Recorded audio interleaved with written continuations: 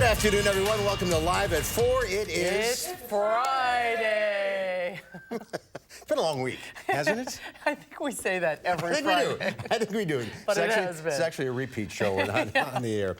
So we have lots going on today. Yeah. Michael Bruno, as you heard, is here. And That's right. Harvey Briggs, we're going to test drive the new Toyota Supra. It's back after, what, 21 years? 21 years. It's a true sports car. Yeah. But first, here's what's making news on this Friday. A man accused of shooting and killing a man in a cemetery in Wausau made his first appearance in court. Multiple law enforcement agencies say they were involved in a pursuit this morning in Beaver Dam. We'll share what sparked the chase. And time is running out for the White House to turn over documents related to the president's call with Ukraine's president. Let's take a look outside today. It was cloudy and cool, a good couch potato day. Yeah, it's cooling off quickly. The sun just can't break through. Oh, that's a beautiful shot. It really is. Showers for Saturday, however. Dave Caulfield is in the backyard looking very pumpkin-y. Yes, thanks to Schuster's Farms in Stoughton for the awesome display behind me. I just want to go to a corn maze right now. Unfortunately, I can't do that. Have to talk about these clouds that are being really stubborn on this Friday. And what's happening here is we've had so much rain this week that when temperatures warmed up, we actually did see some breaks in the clouds this morning, but then the atmosphere got some more water vapor by the water evaporating, the warmer temperatures, and so Mother Nature says, okay, I'll create some more clouds. And fortunately, that's what we're looking at in Madison. Not too much sunshine breaking through at all on the WISC-TV Skycam. Temperatures, as a result, have sort of been stuck in the upper 40s and lower 50s across much of the area. We do have some upper 50s closer to the state line. Wind speeds aren't too bad. We have some onshore flow out of the northeast at about 5 to 10 miles per hour. Your evening planner for Friday night football, I think the clouds will stick around. We'll call it mostly cloudy with temperatures falling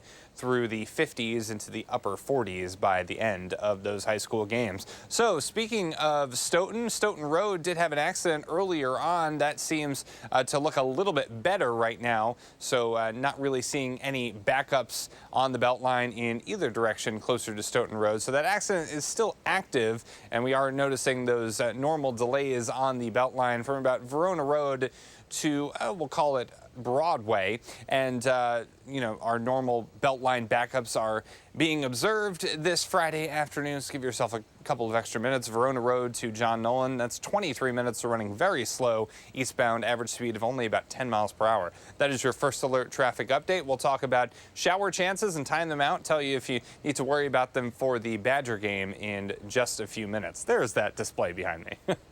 Get out of the way, Dave. Let's see them all. Okay. Very pretty. All right. Thank you, Schusters, our friends at Schuster Farm. Dave, we'll see you in a few minutes. Thank you. Thank you, Dave. Bond has been set at $1 million for the man accused of shooting 3 people at a Wausau cemetery yesterday, killing one of them. He made his first appearance in court today. Our Amanda Quintana is here with the latest. Amanda? That court appearance today was to determine if there is probable cause to charge 64-year-old Henry West. A judge says yes.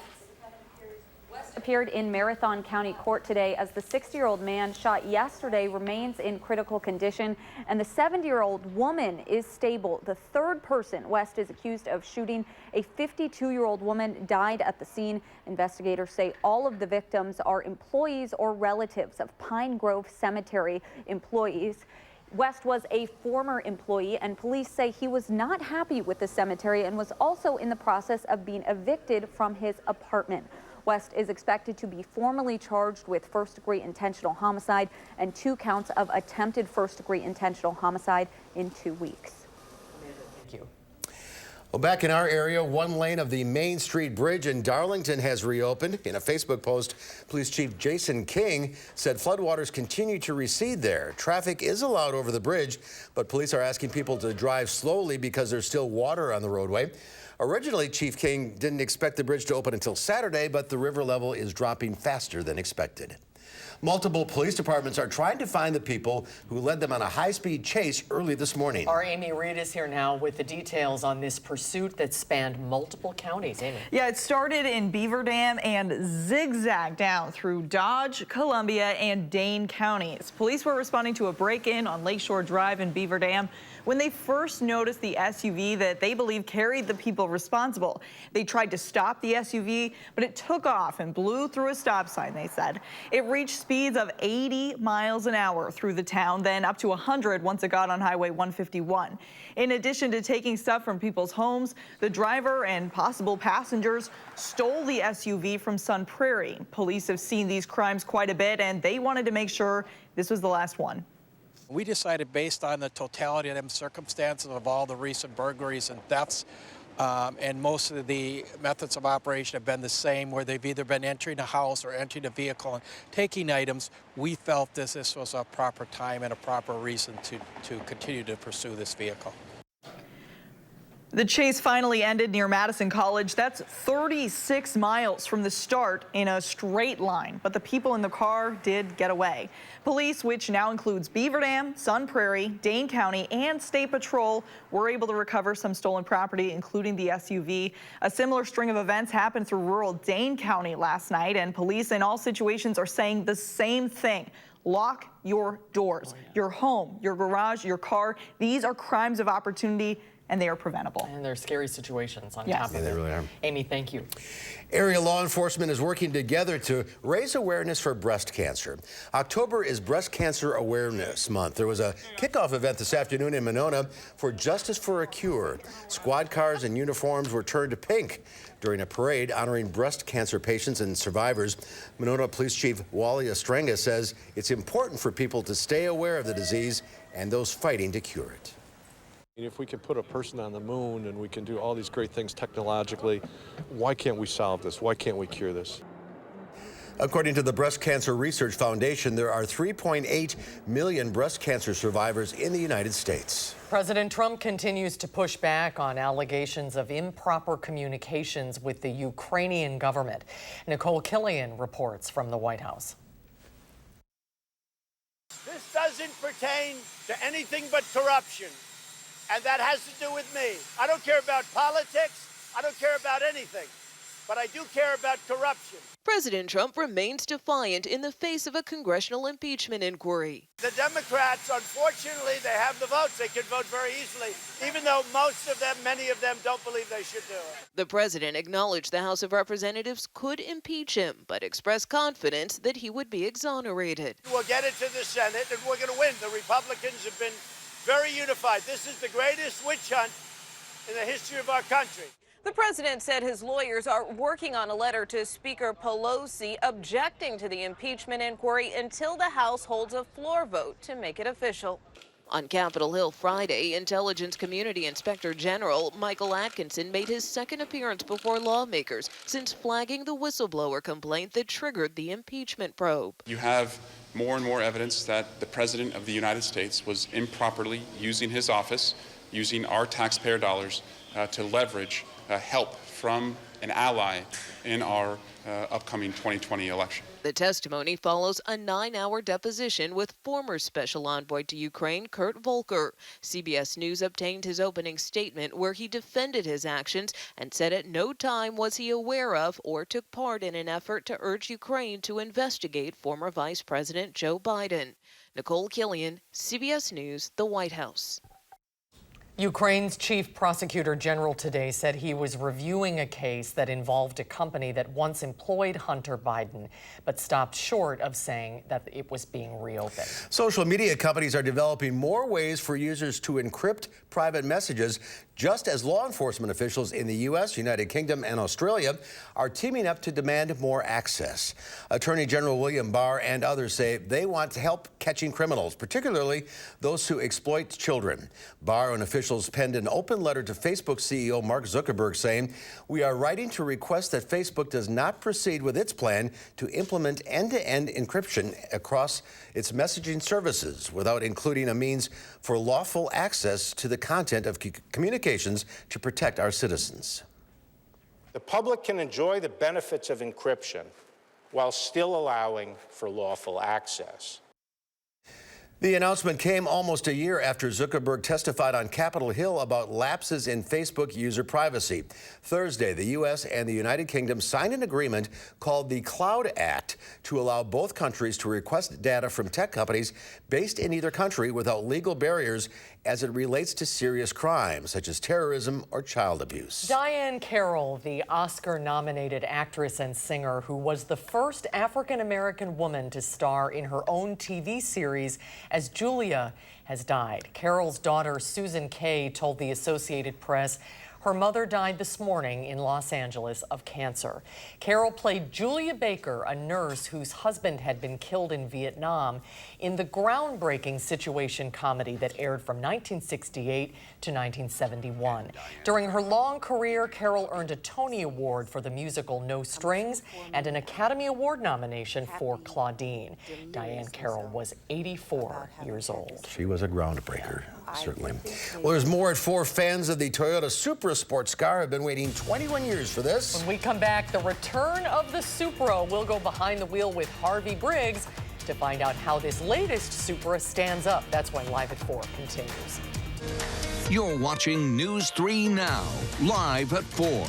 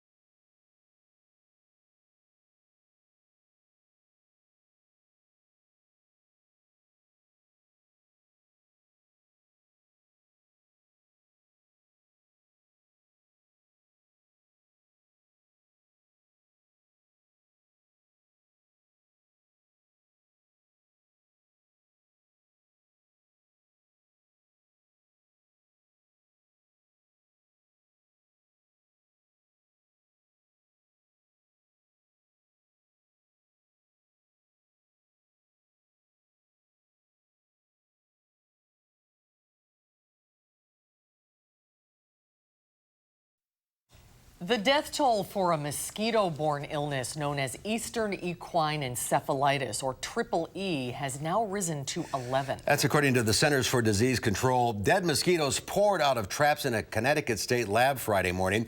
Each insect will be tested for various diseases, including Eastern Equine Encephalitis. This week, officials in Connecticut and Michigan announced 2 more deaths, bringing the total number of deaths nationwide to 11. On a typical year, there are 5 to 10 cases, with only a third resulting in death. This year, at least 31 cases have been reported. The unusual uptick has compelled some communities to start spraying pesticides and increase warnings to residents to stay inside at dawn and dusk. But he warns the risk for contracting EEE remains until the first hard frost of the season. Favorable job numbers sent stocks higher. The Dow Industrials added 372 points, ending the week at 26,573. The NASDAQ Composite Index up 110. The S&P 500 gained 41. Well, for fans of the Toyota Supra sports car, the wait is finally over. After 21 years, the car is returning to showrooms in America with an assist from BMW, and some Supra purists are not all that happy about that. But Harvey Briggs says, don't worry, it's still a Supra. Let's check it out as we go behind the wheel. Supra has been on hiatus, and now it's back. It is back, the 2020 Toyota Supra. Rear-wheel drive only, 8-speed automatic only, 2 seats only. This is a true sports car. Yes, it is very much a true sports car with a great heritage, and this has an interesting pedigree now because to build this car, Toyota did a partnership with BMW. So this car was developed together with BMW. BMW builds the Z4 convertible, and Toyota builds the Supra. The Supra has a BMW engine. You've got 3 liters of straight 6, which is great that they went with a straight 6 engine because that's what came in the first generation of Supra. So there's a nod to the heritage by using this platform and using this engine, but creating a thoroughly modern car that falls on the affordable side of things. It has a BMW transmission. It has a BMW interior, very German. The car is built in Austria, alongside the BMW Z4 convertible. Die-hard fans of the Supra are not happy about all that, but Harvey says they should be. If they did this without BMW's help, without sharing a platform, you'd probably add $10,000 to $15,000 to the cost of this car, and then it becomes unaffordable. So for them to work with BMW and create something like this, I'm glad. I'd rather have this Supra than no Supra at all. No Supra at all? That would be a shame, because this thing is a blast. 335 horsepower, 0 to 60 in just over 4 seconds. It's also a head turner. I had it parked out front, and a bunch of, I'm guessing, about 13-year-old boys walk by, and they're like, oh my God, it's the new Supra. And this is one of the first ones in town here, so it certainly gets a few looks. Is it perfect? No. You're in here, and you're in tight, and yeah, you've got reasonable side vision, but your blind spots are pretty big. And then there's the matter of all those fake air vents. They put vents in, or fake vents really, for styling. It's one of those things that I don't love about their design. You know, they're just cosmetic on this, which is too bad because the car is better than that.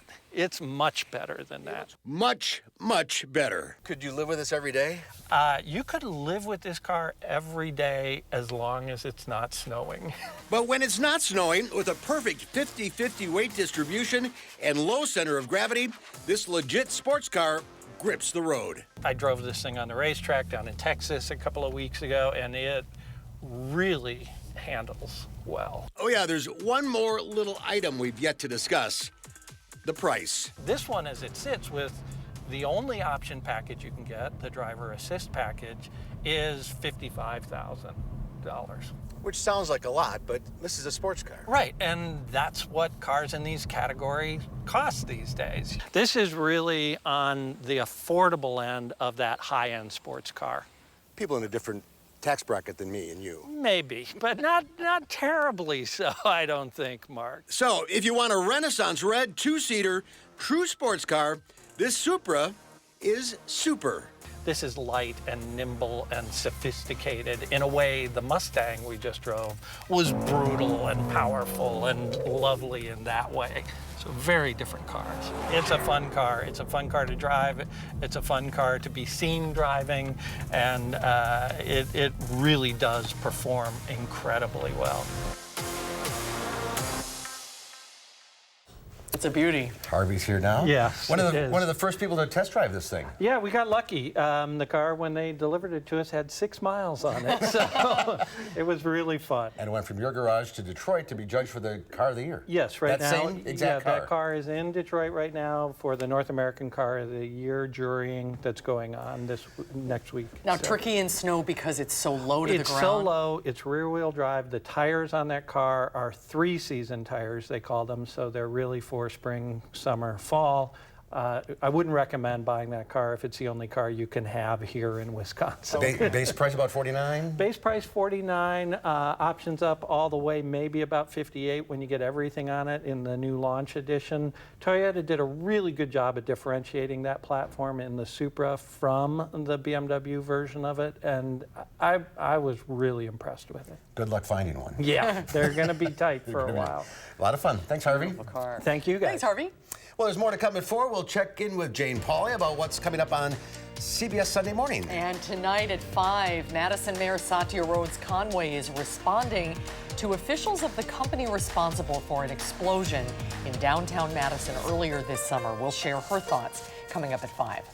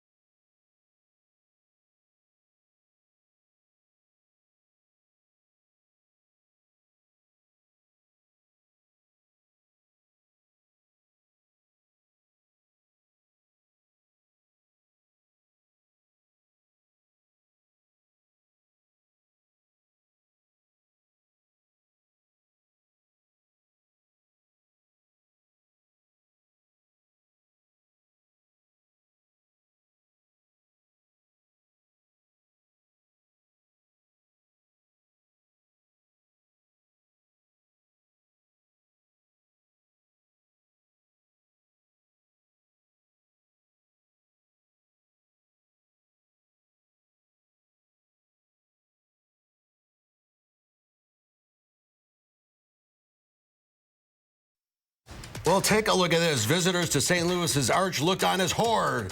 A giant spider scales the Gateway Arch to capture its prey caught in its web. Okay. The CBS station's beauty shot camera was overrun by a spider. The insect put on quite a show in front of the camera's lens, giving the appearance that it's a giant spider climbing the arch itself. That's great. Very Halloweenish. Oh, see? Climbing right up there. Get his lunch. We've had some interesting moments with our weather cameras too. Yeah. Not quite that perfectly placed. Yeah, but that was perfect. They can be scary. I had one last year, I remember, where there was a giant spider sort of in the fog as well on our Edgewater camera. That gave me quite a scare, that's for sure. Well, that's too scary in the weather department. Not chilly. too scary. Yeah, chilly, more fall-like, and we do have some more rain on the way for tomorrow, and it probably will impact that Badger game. So we'll go over hour by hour what to expect, and also talk about that pleasant fall weather on the way next week in your First Alert forecast in just a few spiders.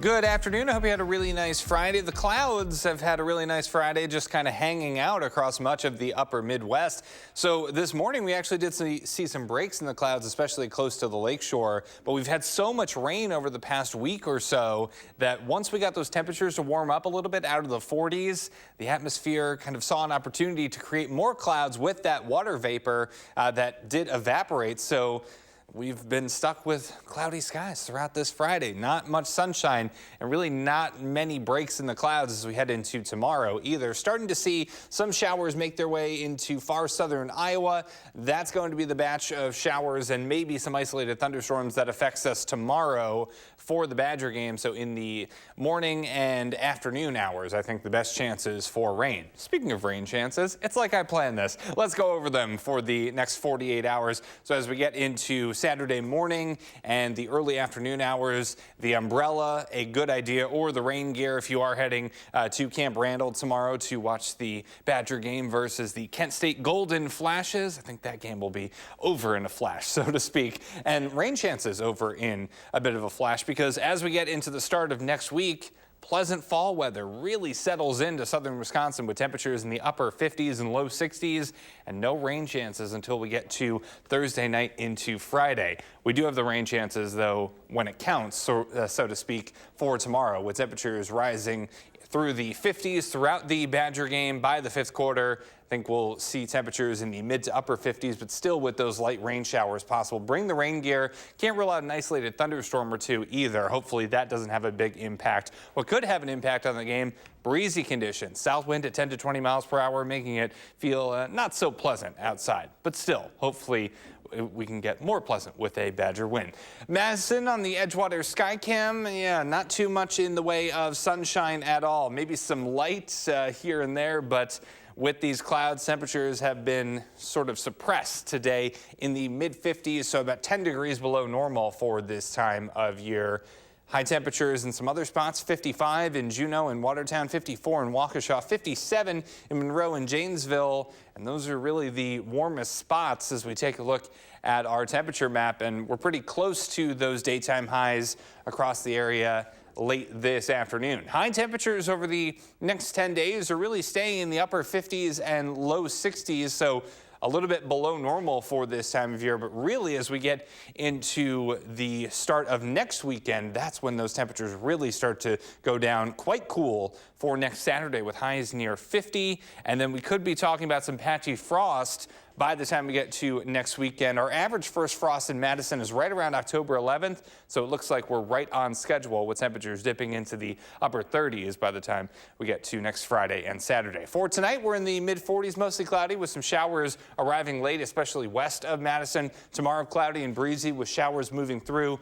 Could be a thunderstorm or two as well. So on future track, we notice those temperatures slowly falling through the 50s. Will be mostly cloudy, a little bit on the cool side for Friday night football tonight. I don't think we need to worry about rain, though, until we get to Saturday mid-morning and afternoon football for tomorrow, with those showers rolling through during the Badger game. And then they should wrap up by the time we get to Saturday night. And for Sunday, we get the clearing back with highs back in the upper 50s and low 60s. Anywhere from about a quarter to a half an inch of rain for south central Wisconsin, a little bit more off to the north and west. Unfortunately, these rain totals really won't help any river flooding that is still ongoing. But what will help is that extended stretch of dry weather on the way, starting Sunday and going through most of Thursday before we get showers and thunderstorms to come through as a cold front moves through southern Wisconsin on Thursday night into Friday, and then really chilly as we get into next weekend with highs only near 50 degrees and some patchy frost possible by next weekend. May have to turn the furnace on. I haven't yet. You still haven't? No. I in one room I turn the heat on in the nursery. So. I'm just going to say, you have a newborn. Yeah, so a little different. I'm holding off. We'll see if I can wait till next weekend. I believe in you. I like it cool. Yeah. Thank you, Dave. Well, Chris will keep us up to date. Gary. Excuse me, Gary. That's right. Gary will be here this weekend watching the weather here on News 3. And then stay tuned for CBS Sunday Morning. Jane Pauley is with us with a preview of what's coming up Sunday morning. Hi, Jane. I understand you have a name from the past. Oh, you bet. This Sunday, we got two dynamos in the lineup. Yeah, a blast from the past and a veritable blast off. I'm going to wash that man right out of my hair was Mitzi Gaynor's launching pad in Rogers and Hammerstein's South Pacific. At 88 and still performing, she's got stories to tell Mo Rocca, including an affair with an eccentric billionaire, Howard Hughes. Here's a clip. That's the hot number. That was your Howard Hughes look. That's my Howard Hughes look, yeah. What was your connection, do you think? Was it emotional? Was it... I think he wanted to get into my pants. There's that. I think so. Did you love him? I thought I did. He asked me to marry him. Then I found out he'd asked 47 other women at the same time. Mitzi Gaynor. You know, among countless TV appearances, Mitzi Gaynor was on the Ed Sullivan Show one particular Sunday night when a new group from England was there, the Beatles. Don't remember her performance, I believe. Probably not. Maybe not. All right, Jane, what wash else is that on man right out of my hair. You got that? Yeah. Well, I said a blazing new star in the orbit, a true phenomenon, and I predict some viewers will remember this Sunday morning as the day they first heard the name Lizzo. She hit the charts with songs like Juice and Truth Hurts.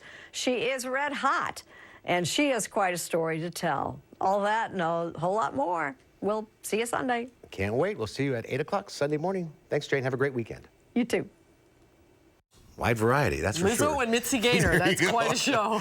Well, still to come at 4, it's a movie that is prompting theaters to step up security. It's Joaquin Phoenix as the Joker. We'll have a preview when Live at 4 continues.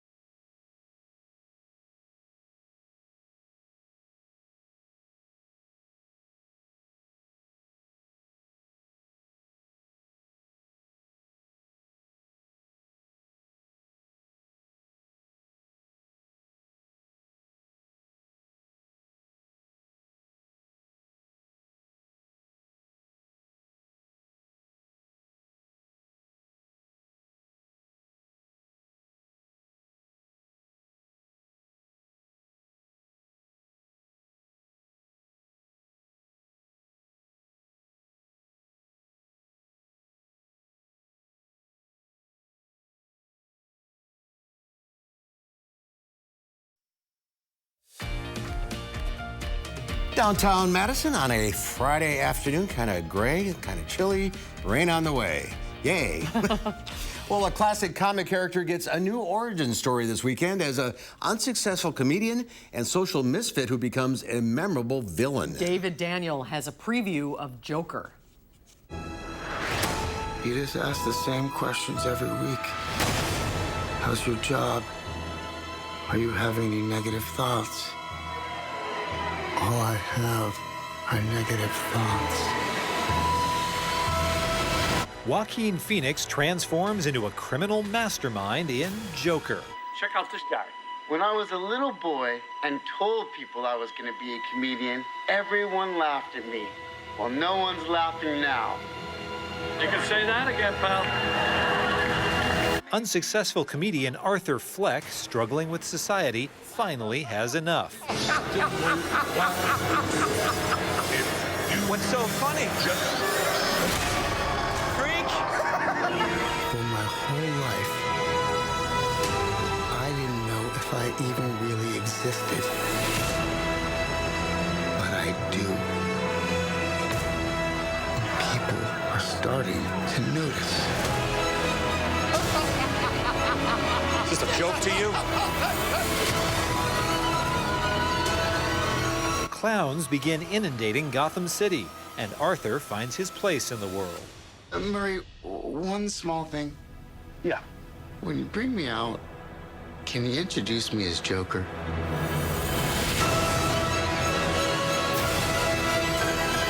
In Hollywood, I'm David Daniel. Yikes. Wow. That looks intense. Yeah, we'll find out what Will Loper thinks about it on Monday. I'm going to wait. When we come back, how about something a little lighter? Yes. Michael Bruno takes us to a seminar. Seminar, the play, that is. He'll take us backstage to the Madison Theater Eagles production when Live at 4 continues.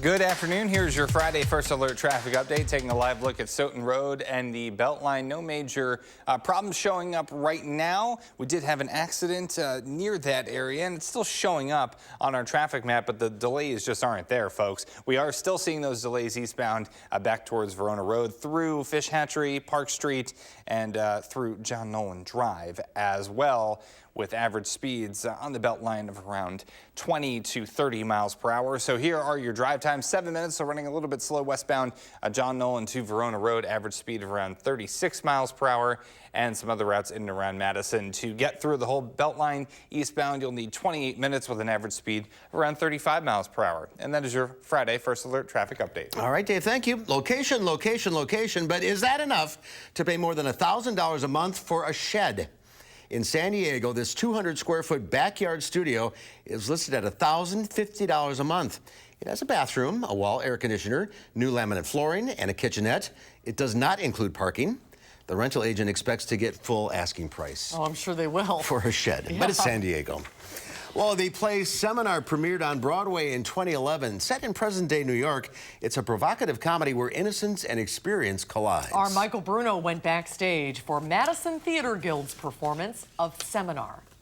After 3 glasses of wine each, he looked her in the face and said, "You want to come back to my place?" And she said, "Sure." And they left together. Plot of Seminar is there are 4 graduate students, and it takes place in a subsidized apartment that is owned by one of the students, who have paid $5,000 apiece to take an exclusive 10-week writing seminar with a talented, eccentric, established author. A man named Leonard, who is considered a great writer, a great editor, this big shot teacher. Very successful, world-worn, brilliant, older writer who has a commitment to passion and especially to the truth that leaves him with very little filter. The feedback is sometimes, or most of the time, impolite, unorthodox. They have a lot of thoughts about how good they are, and then pretty much every one of them gets a bit of a dressing down. And it brings out humor, and it brings out some tension. Hey, I think your story was really good. You do not. Leonard hated it so much that within 1 week it's become legendary in his imagination how bad it was. And now I'm stuck here. She is pretty well-to-do, and she is the first one who shows her writing. And it's something she's been working on for a really long time, so when it gets torn to shreds, she has to kind of grapple with the fact that maybe this wasn't the best story she's ever written, and is she going to do something new, or is she going to change directions? I suck. My life has no meaning. Your life has meaning. No, it doesn't. Yours doesn't either. He's kind of a slacker genius, I guess. He's afraid to show anybody his work. Thinks he's above everybody else's work. I'm one of the most successful of the students. I'm published. I have an agent. So the deck is a little bit stacked in my favor as I go into this seminar. And so I'm a little bit of a literary snob within the group. As the show goes on, we find allegations of personal and professional impropriety, and trying to sort through those allegations raises some bigger questions. The table's here, the plate glass window's here, and they start making out right here. The impression that you get is one that he's very much self-centered, but there is an underlying quality that you come to discover through the course of the show that maybe, you know, everything is not really at face value, that there is a deeper level of character and, you know, the care. I just meant... Yeah, I know what you meant. Here's what I meant. Calling a man or a woman who sleeps with a powerful guy naive is naive. Which is still unethical. It just makes Leonard's behavior coercive. Coercive? Maybe it was coercive of Izzy to write 2 pages of a story all about sex and then go have drinks with our screwed up writing teacher who can't even remember anybody's name. And maybe you're jealous. Maybe I'm jealous. Maybe you're an idiot. Maybe I'm an shut idiot. up. Maybe Both you of you just shut up. Please just shut up. What's that? Chinese food. I thought it was the Mormons. That was last week.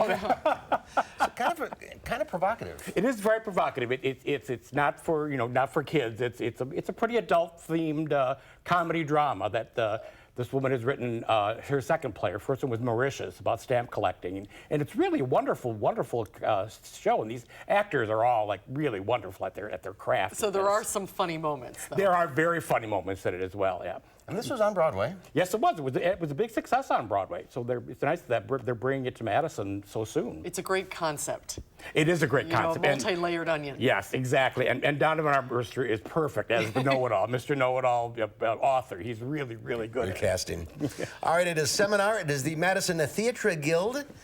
Tonight through October 19th. Weekends, go to the barteltheatre.com. A lot of theatres this week. All right, next time. Next week it will be SpongeBob the Musical at the Overture Center. At Overture. Yes, indeed. Fun for all ages. Good luck. Have a good weekend. It's supposed to be good. It's very good, very funny. Yeah. Great music, too. All these wonderful songs are in it, too. Oh, that's going to be fun. See you next Friday. Okay. All right, thanks, Michael. We'll be right back with a final check of your forecast.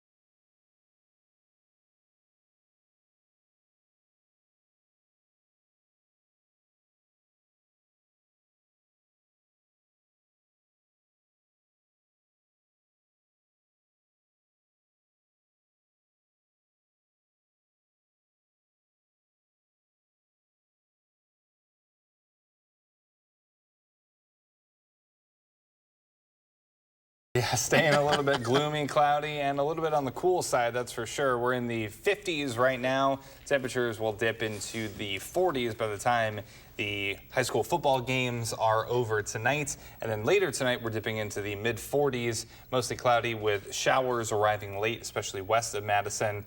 And those showers and maybe some isolated thunderstorms coming through for tomorrow afternoon and sometimes in the morning as well. So morning and afternoon, that's how time works. And then those showers will be out of here by later on Saturday. I'm trying to set my watch Yeah. here. All right, Dave, thank you. Thanks, Dave. Monday here on Live at 4, Dr. Zorba Pastor will be taking your medical questions live. And our film critic Will Loper will tell us what he thinks of Joaquin Phoenix in the new movie Joker. That's coming up Monday on Live at 4. At Harker Heating and Cooling,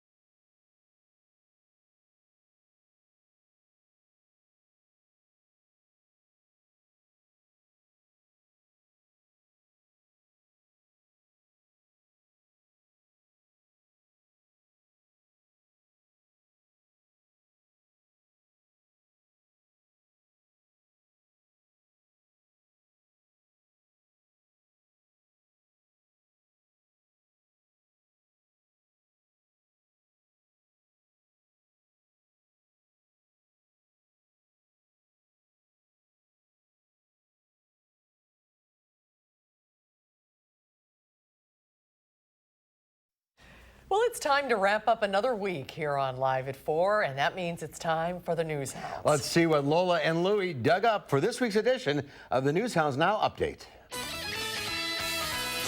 It's News Hounds Now Update with Lola and Louie. This week on the News Hounds Now Update, it's Fat Bear Week. An octopus dreaming. And an unlikely friendship. But first, meet 3-year-olds Thomas and Kibo, 2 white rhinos checking out their new home at the Rome Zoo. They munch on hay, completely unaware of all the attention they're attracting. If they were in the wild, they would be at enormous risk from poachers because of the value of their horn. But they're safe and sound in their new pen in the center of Rome. It's not exactly the African savannah, but zookeepers have done their best to put in some South African flora. Fat Bear Week is back. That's right, it's back, and only the fattest bears need apply. To prepare for hibernation, bears in Alaska's Katmai National Park and Preserve are packing on the pounds. The National Park Service turned it into an annual contest, which is now in its 5th year. The park's chubbiest bears are pitted against one another in head-to-head matchups. There's even an online bracket featuring profiles of the husky competitors. 2018's winner was Bead-Nose, who took the top prize with this startling transformation. Yes, that is the same bear. This year's early favorite is Holly, who's just itching to win it all. Online voting is now open, and the Chunky Champ will be named on October 8th. Does an octopus dream? That's the question this video raises. This sleeping octopus changes colors dramatically and has prompted marine biologists to question whether the 8-limbed mollusk might be dreaming. In the clip released by Nature on PBS, a biologist at Alaska Pacific University in Anchorage says he has never witnessed anything like this recorded before. If she is dreaming, the biologist says this is a dramatic moment. Octopi change color all the time, but never while the animal is sleeping, and never this quickly or dramatically. You wonder if the octopus